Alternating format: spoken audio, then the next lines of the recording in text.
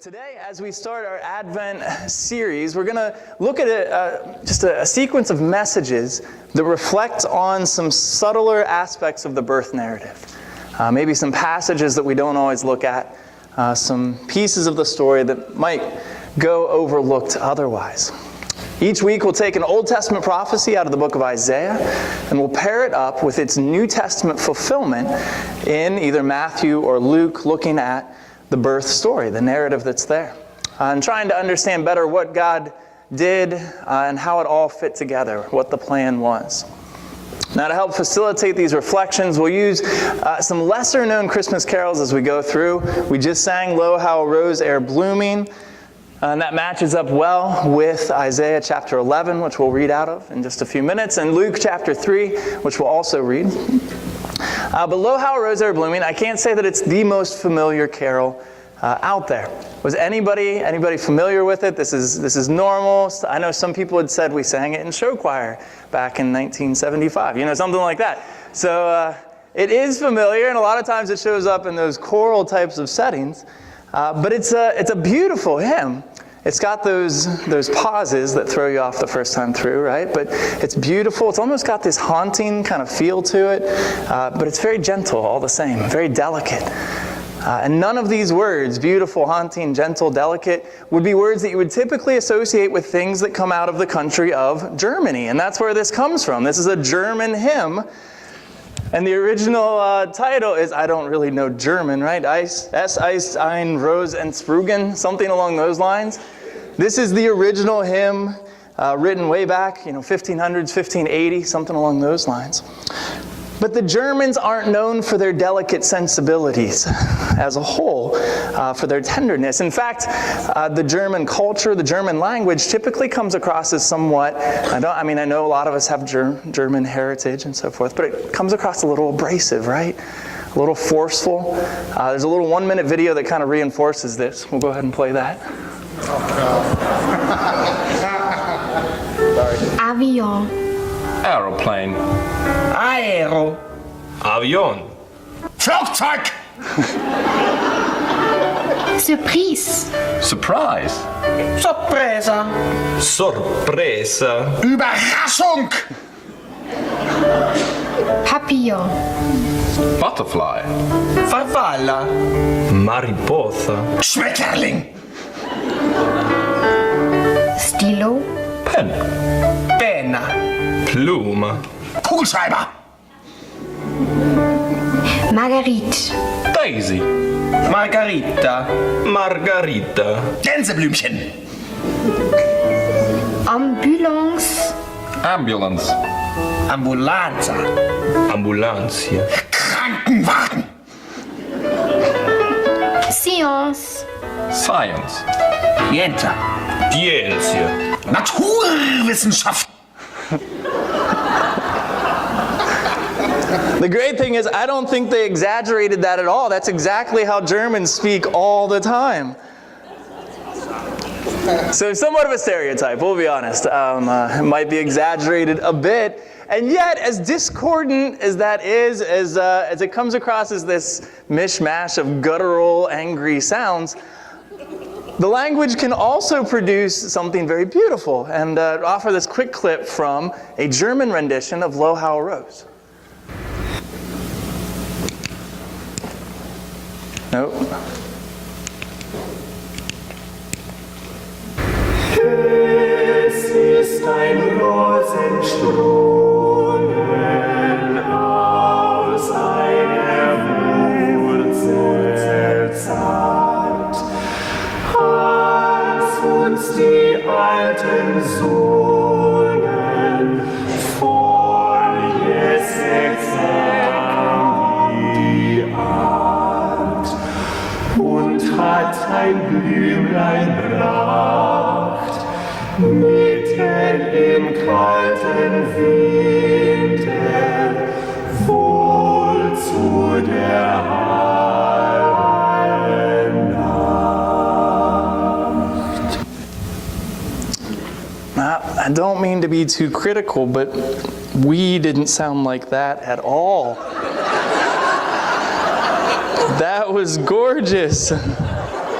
Maybe we need to try again later. I was asking the band beforehand, I'm really impressed because somebody's hitting very high notes, and I asked them who it was, and they thought it was the second guy from the left. But I have a secret theory. I think it's the sneaky little guy. I think he's the one. He just looks really happy. I think he's hitting those high notes. But regardless, undoubtedly it's a beautiful, peaceful hymn, but there's a touch of melancholy there. There's just that, like we said before, that note that's somewhat haunting. And it's not so different than the holiday season that we're entering here when it comes down to it. The season itself is filled with beauty and filled with peace, but there are subtle, mournful notes that sound throughout the season as well. We know that beauty can spring out of difficulty. We know that difficult times don't necessarily mean we can't have wonderful experiences, but it doesn't mean that the difficulties are really any less, does it? They're still there, and they're still difficult. The German language can produce exquisite beauty, but it's still abrasive otherwise at different times and different places. So when we look at difficulty and peace, when we look at brokenness and beauty, how do we hold these two in tension? How do we hold beauty and brokenness in proper tension? And it doesn't really work to emphasize the one and ignore the other because neither goes away. They're both still there. There's hardly a better example recently than what we saw a few weeks ago with the attacks in Paris, with the attacks in the country of Mali. We saw brokenness on display. We saw terror. We saw difficulty at an extreme level. But we also saw flowing out of that. I mean, we saw a sense of solidarity, a sense of unity. We saw a sense of we're going to overcome this. Springing out of that we wouldn't see without the difficulty, right? That we wouldn't see without the brokenness. But how do we hold these two things together? It's just not that easy to do. It's not as simple as, right? Sometimes it's, well, I'm just a cup half full kind of person. I'm an optimist, or I'm a realist, or a pessimist. Or it doesn't really change the fact that we don't have much control over how much liquid is in the cup, right? When it comes down to it, we can't really control that. We have very little control over that. How much pain or suffering there is in the world, we can make a difference, but sometimes it doesn't feel like we can do very much. So how do we find beauty in the midst of brokenness? How do we effect some sort of change? So we're going to look at this morning in the story of Christ. We're going to look at those two passages. First, Isaiah chapter 11. Second, we'll look in Luke chapter 3.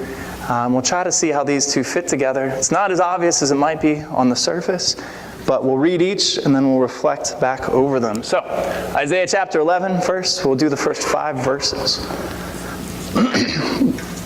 Isaiah is writing. Now he's actually writing in a sense to all of Israel. So Israel and the southern kingdom, Judah, they're split at this point. Using yesterday as a reference, if this helps make sense, Judah, the southern kingdom, would have looked at Israel, the northern kingdom, as that nation up north. They really didn't have a very good relationship with them, right? And they looked down on them in a sense. So we have Israel on the brink of destruction. Isaiah is writing to Judah to warn them of the example that's happening in Israel. And he says the following. He says, "Out of the stump of David's family will grow a shoot, yes, a new branch, bearing fruit from the old root. And the Spirit of the Lord will rest on him, the Spirit of wisdom and understanding, the Spirit of counsel and might, the Spirit of knowledge and the fear of the Lord. He will delight in obeying the Lord. He will not judge by appearance nor make a decision based on hearsay. He will give justice to the poor and make fair decisions for the exploited. The earth will shake at the force of his word, and one breath from his mouth will destroy the wicked. He will wear righteousness like a belt and truth like an undergarment." That's Isaiah chapter 11. We're also going to look at Luke chapter 3. And the connecting point, pretty straightforward here, the connecting point is this Spirit resting upon him. Now the hymn that's being talked about in Isaiah 11 is Christ, the Savior that's to come. And Luke then is talking about the one on whom the Spirit is going to rest. And he does it visually. He gives us a gripping example here. He shows Jesus being baptized. And what happens as Jesus is being baptized? The Spirit comes to rest physically, visibly on Jesus. We read on to verse 23 then, and we find that Jesus, after being baptized, was about 30 years old when his public ministry began. Now 30 is a pretty traditional age in Jewish culture that it would have denoted maturity in a general sense. Men would have been considered mature at the age of 30. Now I know some of you have 30-year-old sons, and you cross your fingers, close your eyes, and pray that they make wise decisions in life. But in Jewish culture, 30 is mature. Generally speaking, we see this across the Old Testament. Ezekiel becomes a prophet at the age of 30. David ascends the throne officially, really, by about the age of 30. The Levites would have become priests about the age of 30. So this is a typical age for maturity. Now granted, they would have been considered men in one sense at a much younger age, but as far as being looked up to and listened to and followed, 30 seems to be this key age. So Jesus was about 30 years old when he began his public ministry. And Jesus was known as the son of Joseph. Joseph was, oh dear goodness, that's so long. Okay, we can do this. 77 names here, if that helps at all. It's very symbolic, 77 names, a sense of fulfillment. See if you, we're going to go through it a little fast, no disrespect to any of the people who are dead on the screen, but we'll go through it. See if you recognize any of the names. See which ones jump out at you. See which ones stick as we go through. So Jesus was known as the son of Joseph. This kind of subtly reinforces the virgin birth, right? He's known as the son of Joseph, though not technically. But Joseph then was the son of Heli, Heli the son of Matthat, Matthat was the son of Levi, Levi the son of Melchi, Melchi the son of Janai, Janai the son of Joseph, Joseph the son of Mattathias, Mattathias the son of Amos, Amos the son of Nahum, Nahum the son of Esli, Esli the son of Nagai, Nagai the son of Maath, Maath the son of Mattathias, Mattathias the son of Semein, Semein the son of Joseph, Joseph the son of Jodah, Jodah the son of Johanan, Johanan the son of Risa, Risa the son of Zerubbabel, Zerubbabel the son of Shealtiel, Shealtiel the son of Neri, Neri the son of Melchi, Melchi the son of Adi, Adi the son of Kosan, Kosan the son of Elmadam, Elmadam the son of Ur the son of Joshua, Joshua the son of Adi, Adi the son of, Joshua the son of Eleazar, Eleazar the son of Joram, Joram the son of Mattat, Mattat the son of Levi, Levi the son of Simeon, Simeon the son of Judah, Judah the son of Joseph, Joseph the son of Jonam,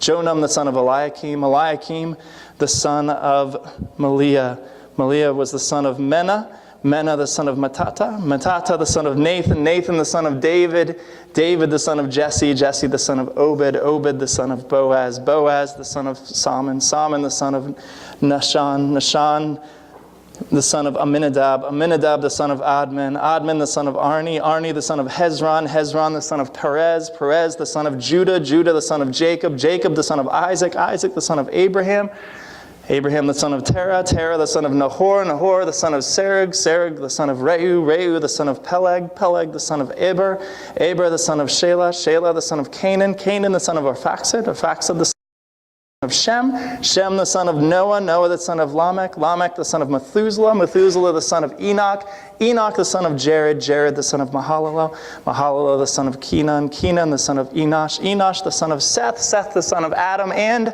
Adam, the son of God. How did you do? Did you recognize all 77 names? These are all good, right? No one go back and watch the video of the sermon to see if I pronounced any of them correctly. We just went through as quickly as we could in one sense. Did you recognize any of the names, I guess would be the next question. You might be sitting there thinking like, well, David sounded familiar. And God at the end. A couple names in between too, maybe. If you're familiar with the genealogy in the New Testament, you're probably more familiar with the genealogy that we find in the book of Matthew. When we look at Jesus' lineage, we normally go to Matthew. We rarely, if ever, go to Luke. And really, we only read that list of 77 names to reinforce that we don't look at this. We're not familiar with this at all. If any names jumped out, it probably would have been Adam and Abraham and David And that's about it, right? Like those are the names that would have come across as familiar. Noah's in there as well. But when we look at the genealogies, we look at Matthew's, but if you were to read Matthew's, and we won't do that. We won't read through Matthew's completely.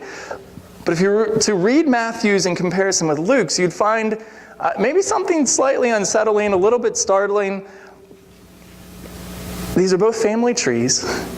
Now, if two trees are the same tree, right, they're supposed to look the same. Now, if you were to put these side by side, they look very different. In fact, they're populated with almost completely different names. Now, I don't know much about trees, but when I see a maple tree and I see like an evergreen, they're different trees. So to look at two different family trees and they look different, something in me says logically, right, these are different trees. So how is it that there are different names in what are supposed to be the same family tree? That seems very odd, doesn't it? A family tree is a family tree is a family tree. This should be the same. Now traditionally, you may be sitting there thinking, well, Luke records Mary's genealogy, Matthew records Joseph's genealogy. But even so, it doesn't make a ton of sense. Luke doesn't actually mention Mary at all in the genealogy. In fact, Matthew mentions quite a few women in the genealogy, and you can see up there are several listed, Ruth and Rahab and Bathsheba and so forth. Luke doesn't mention any. So it's a little odd to think that he's recording Mary's genealogy, but we don't really need to mention Mary. I mean, of all people, why would we mention her, right? And there are weird points where they do interlap, where they have the same names, but then other stretches where they're different. For example, you look at David, and the lineage in Luke traces David through a son named Nathan, which we really don't know much, if anything, about. Whereas Matthew's genealogy traces through Solomon, King Solomon, which would be a lot more familiar. So either way, why are there different names? We have the two lists. Why are there different names? Why does it even matter? And how does all of this relate to the prophecy back in Isaiah chapter 11? We'll look at that briefly here in order. We'll take those questions. But at the risk of mixing metaphors, I think that when we're discussing Jesus' family tree, we might run the risk of missing the forest for the trees here if we don't pull back and look at the bigger differences between the two. Yes, the names are different, but there's some bigger differences that could lead us to truth about why the names are different in the first place.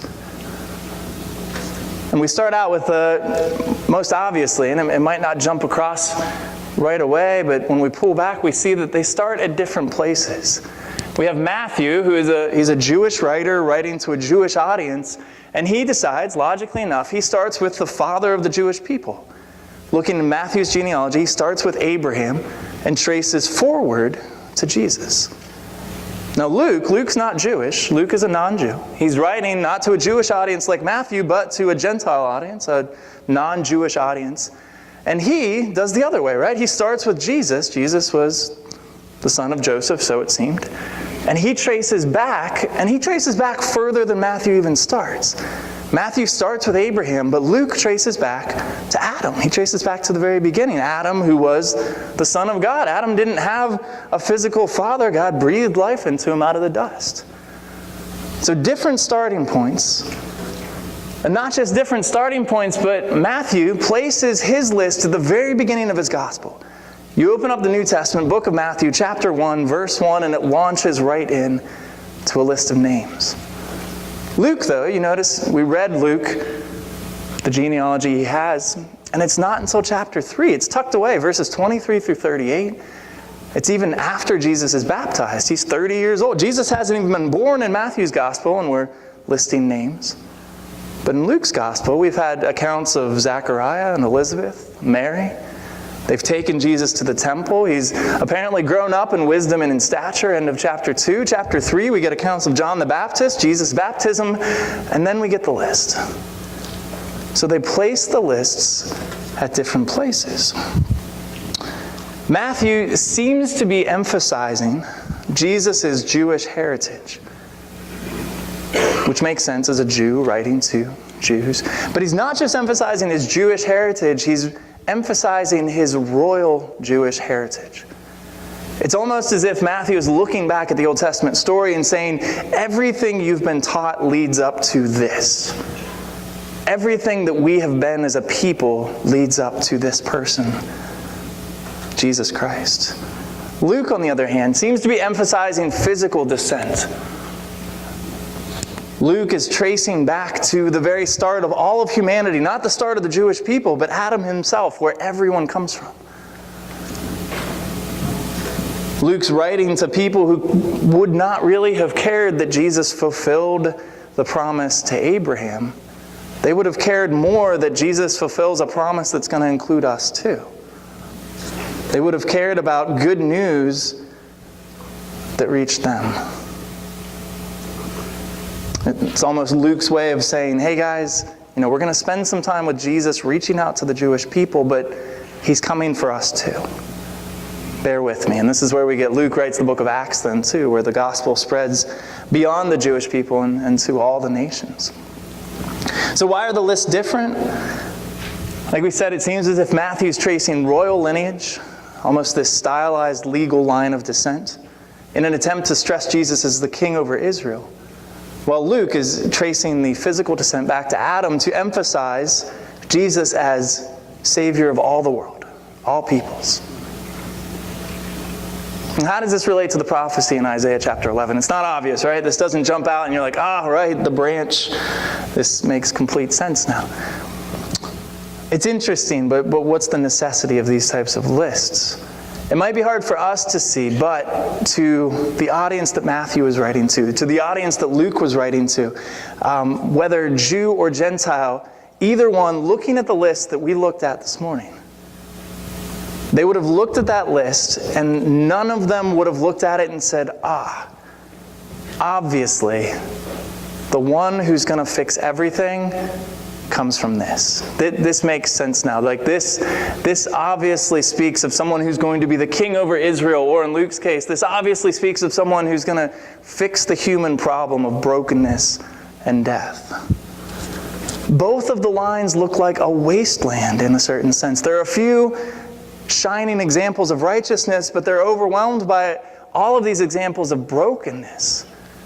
And honestly, like anonymity. We don't know half the people in the list. There's nothing, historically speaking, special about a lot of the individuals on the list. No one would have looked at these lists and been inspired that change was coming. In fact, it simply would have reinforced the opposite. Things seem to be going from bad to worse, and you would look at the list and say, yeah, pretty much. That makes sense. And this is what Isaiah was prophesying about years and years before to Israel. He presented this harsh truth to them, telling them that judgment was coming. That yes, things look bad, but they're going to get worse. And he uses an image of a great forest. If we look back at Isaiah chapter 11. In this image of a great forest, God speaks to the people and says, this is what I made you. I made you something spectacular. I gave you blessings and growth and health and life above and beyond anything that you ever deserved or earned on your own. But, and this is Isaiah's message, he says, you didn't listen. He warns them time and time again. He says, I made you this, but you disobeyed me over and over and over and over again. And I allowed this to come to pass.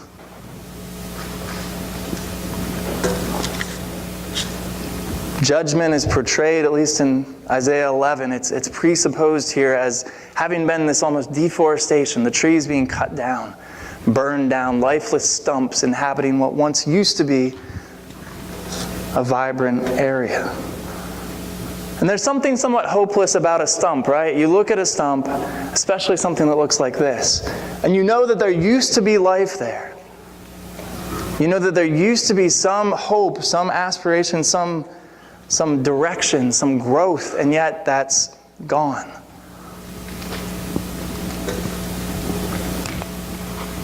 But there's still hope then from the Isaiah passage. Eugene Peterson writes, he says, what a loss we think looking at a stump like that. But while we're looking at the stump, according to Isaiah 11, a green shoot grows out of it. Then the shoot grows into a branch.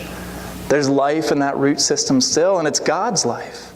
Foliage begins to develop. God's Spirit is making its appearance in the growth.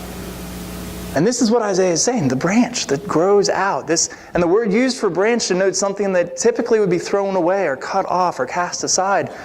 But there's life. And we read the list in Matthew, we read the list in Luke, and there seem to be stumps, lifelessness. There seems to be a lack of direction or hope, and yet Isaiah says, out of it is going to come a shoot. Out of it's going to come a sense of hope. And that's the beauty of the Christmas season here. It's not just a time to focus on good things, good times, good people. It's not just a time to try to make the best of a bad situation, end the year on a high note. Those are all good things, but they're incomplete. They're very temporal. It's not just a special season. Christmas is supposed to remind us that God brings life out of nothing.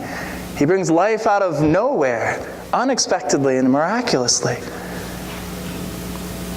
When we look at something and say that it's dead and gone, that it's useless, God rightfully stands over it and declares, I'm not done with it yet. And it doesn't just happen in human history. It doesn't just happen with things and places and times. It happens with each of us personally. When we feel like maybe there's no hope in our lives, when we feel like there's no direction, like things are just going from bad to worse,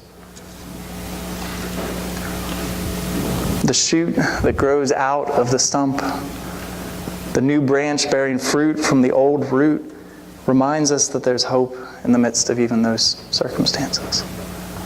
So how do we hold these in tension? How do we hold brokenness and beauty in tension?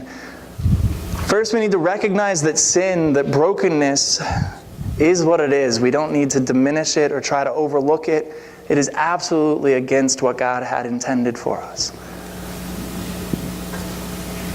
We can't diminish how horrifying sin and brokenness are. But to counterbalance that, we need to rest fully in the truth that God invites us out of it.